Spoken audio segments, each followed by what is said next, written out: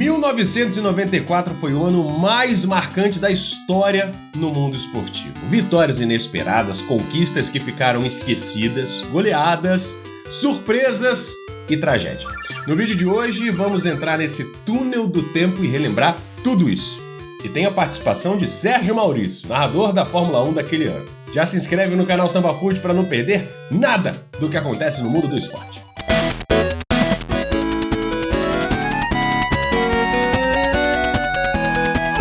25 de janeiro, o Guarani é campeão da Copa São Paulo de Futebol Júnior. O craque, o atacante Luizão. 3 de janeiro, ainda em janeiro, o Dallas Cowboys é o campeão do Super Bowl 28, vencendo o Buffalo Bills por 30-13.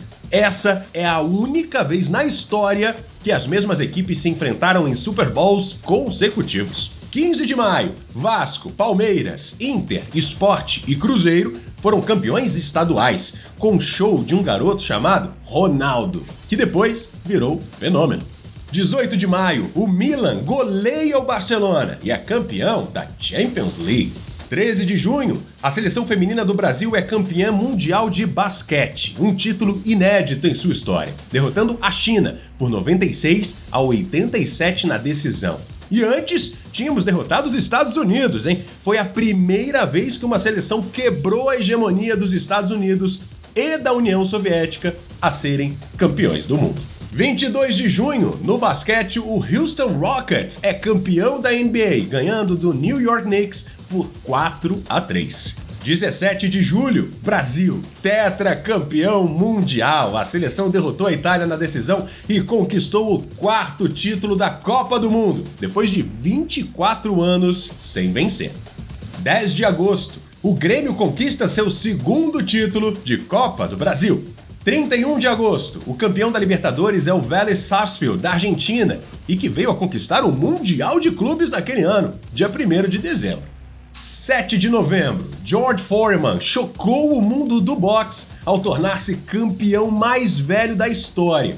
Então, com 45 anos, o norte-americano derrotou o invicto Michael Moorer, de apenas 26 anos, e levantou o cinturão dos pesos pesados pela 2ª vez. 18 de dezembro, o Palmeiras é campeão brasileiro de 1994, ao empatar em 1-1 no Pacaembu contra o Corinthians. É o 8º título do Alviverde.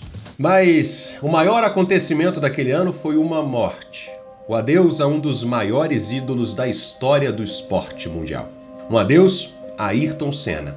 E quem fala de Senna é Sérgio Maurício, narrador da Fórmula 1 daquele ano. Um verdadeiro carrossel de emoções. É assim que eu posso definir o ano de 1994. Ayrton Senna não vencia um título mundial desde 91 e tinha se transferido de equipe, mudado para Williams. Ele chamava a Williams de carro dos sonhos, depois dos títulos mundiais conquistados nos últimos anos. Então ele queria estar sempre com o melhor equipamento e não podia ser diferente. Ele queria estar na equipe Williams. Bom, o Ayrton Senna deu um pontapé inicial num jogo preparatório. Se eu não me engano, foi em abril. No Parc des Princes, Ayrton foi lá, deu o pontapé inicial. Já tinham acontecido as corridas, as 2 primeiras, e o Senna não foi bem. A estreia da temporada foi aqui no Brasil, foi em Interlagos, e o Senna acabou rodando de uma forma até meio que bizarra. E na prova seguinte, na prova do Pacífico, ele acabou se acidentando. Ele estava com 0 ponto no Campeonato Mundial e uma carga muito grande em cima dele. E o povo brasileiro louco para ver uma vitória do Senna, que já que não acontecia já há um tempo, né? E queriam uma vitória e o Senna podendo brigar pelo título mundial. E não menos do que queriam uma vitória do Senna, queriam também uma vitória da seleção brasileira.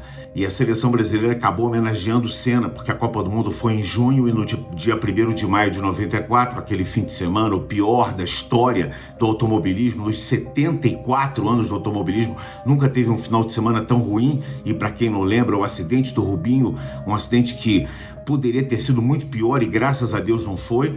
A morte no sábado, o acidente do Rubinho na sexta, a morte do sábado de Roland Ratzenberger nos treinos para o Grande Prêmio de Imola, piloto austríaco que morreu a bordo de um carro da Sintec, e no domingo 1º de maio de 94, a morte do inesquecível tricampeão Ayrton Senna. Então acho que uma coisa, pelo menos teve de bom nesse ano de 94, apesar de toda a tristeza que o povo brasileiro estava passando por aquele momento, sentindo naquele momento, a vitória da seleção brasileira na Copa do Mundo, esse título, foi muito importante. A Copa não foi lá essas coisas, fomos aos trancos e barrancos, passando, digamos assim, uma final que foi decidida nos pênaltis, num pênalti cobrado para fora. Digamos que não foi tecnicamente uma Copa que nós queríamos assistir. Uma Copa com futebol brilhante, eficiente, o olé brasileiro. Mas foi uma Copa que nos redimiu ou pôde confortar um pouquinho os nossos corações em relação à perda, à inesquecível perda, e que até hoje sentimos do nosso tricampeão Ayrton Senna. Que viagem no tempo, hein? 1994 foi realmente um ano extraordinário. E bem, ao mesmo tempo, melancólico. Diz aqui embaixo nos comentários onde você estava no momento do adeus ao Senna. E se inscreve no canal Samba Fute. Abraço!